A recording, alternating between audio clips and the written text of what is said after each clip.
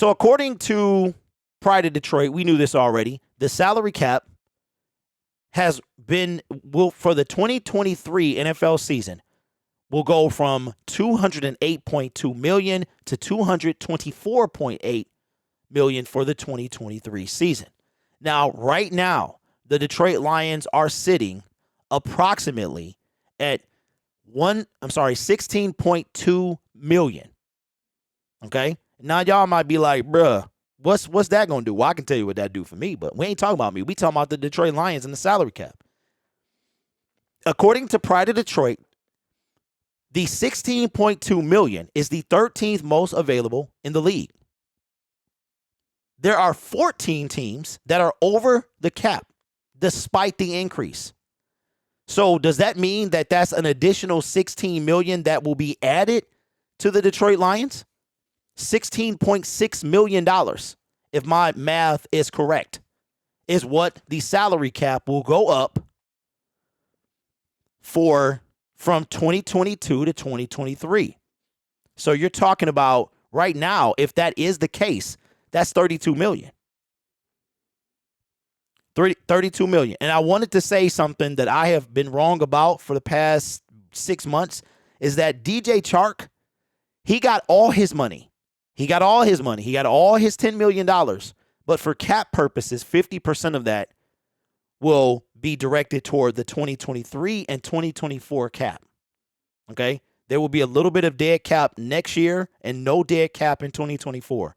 But DJ Chark is not getting paid by the Detroit Lions. He's already been paid. For cap purposes, it is going to affect our team for next year. I still say bring him back.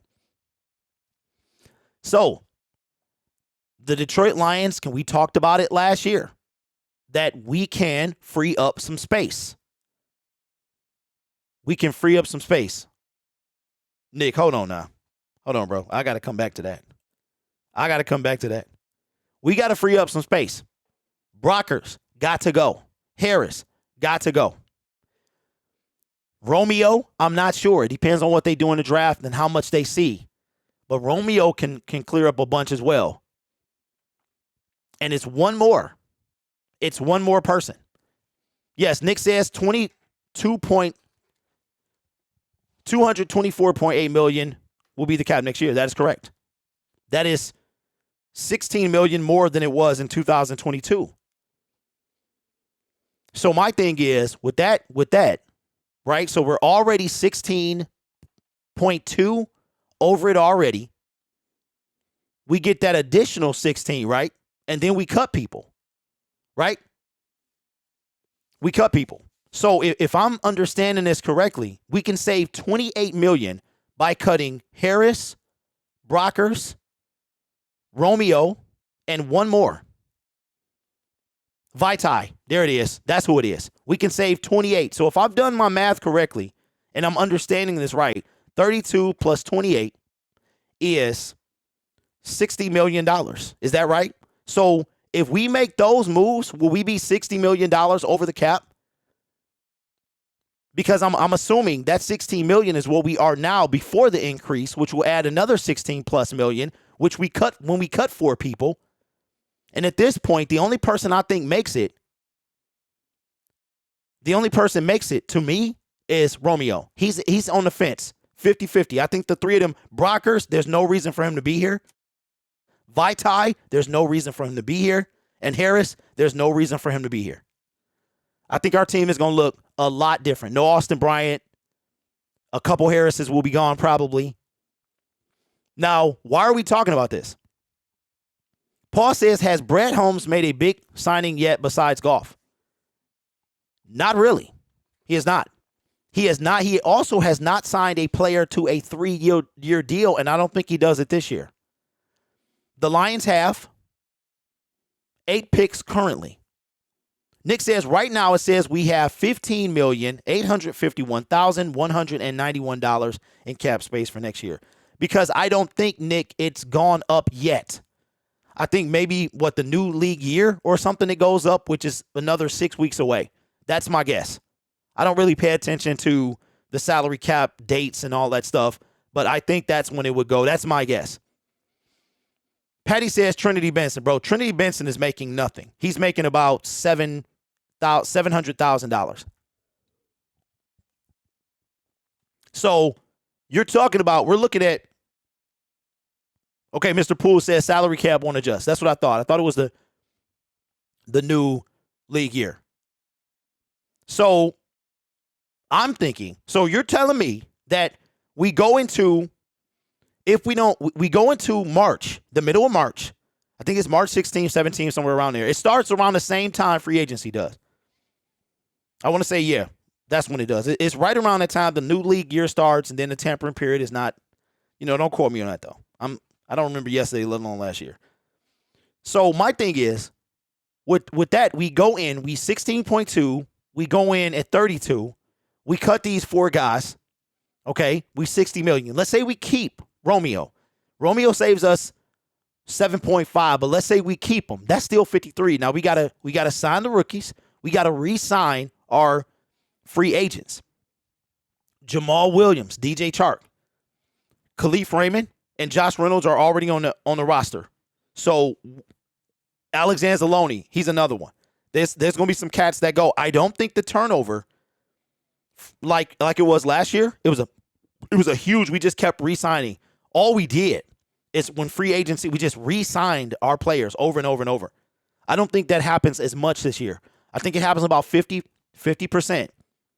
And then from that point, it's going to be somebody else. So I think that what we're going to do is Brad Holmes has not made a splash, not even so much as to me, DJ Chark was like low to mid because he was coming off a 4-game season, a repaired ankle, surgically repaired, right? 4-game season, and it was on a 100% prove it deal, although all of it was guaranteed. So I think that Brad Holmes is going to make the biggest move that he's made as a general manager outside of the trade for Jared Goff. That's what I think. I think that's going to happen. So let me know in the comments, how do you feel about the increased salary cap? We knew this was going to come because they put it in the CBA. When we found out that we were getting an extra game and it was 7 playoff teams, all of this has been in play and it's going to go up and so on and so forth. So we knew this was coming, but it came faster, right? Like we didn't even see. We didn't even see. So let me know what you think. I think that Brad Holmes, he's been making a lot of low tier moves. He did the same thing last year, made a little low to mid tier, which was DJ Chark. He was the biggest name, the biggest move that he made in free agency. I think he makes a little bit bigger than that. And don't forget, DJ Chark is part of one of the moves he has to make if he decides to go that route. So I think that we could see a Payne. I think we could see a Levante David. I know y'all keep talking about how old he is, but I don't think it matters when you still producing. We need some leadership and a guy who can still tackle and cover. And he can do that at 32 years old. So stop worrying about the age. The same thing I hear with Jalen Ramsey. He's too old. What are we talking about? The production that Jalen Ramsey is making does not show that he's 29 years old. He'll be 29 at the start of the new season. Don't worry, because Brad Holmes has showed us that he's going to build through the draft. He's going to keep building through the draft. But let me remind you that we have 8 draft picks. That's it. There are 53 men on this active roster. 8 draft picks. How many of them make it to the practice squad? How many of them make the team? And then when they do make the team, how many of them are impact players right away? Look at Kirby Joseph. He didn't make an impact until halfway through the season when he started picking off Aaron Rodgers. Look at James Houston. I said Kirby Joseph. James Houston came in on Thanksgiving. The first 3 picks of the NFL draft will start. The first 3 picks. Those first 2 first rounders and that second rounder. The first second rounder. Maybe the second rounder. Maybe the first 4 picks. We have 8 picks. We still have to do some stuff in free agency.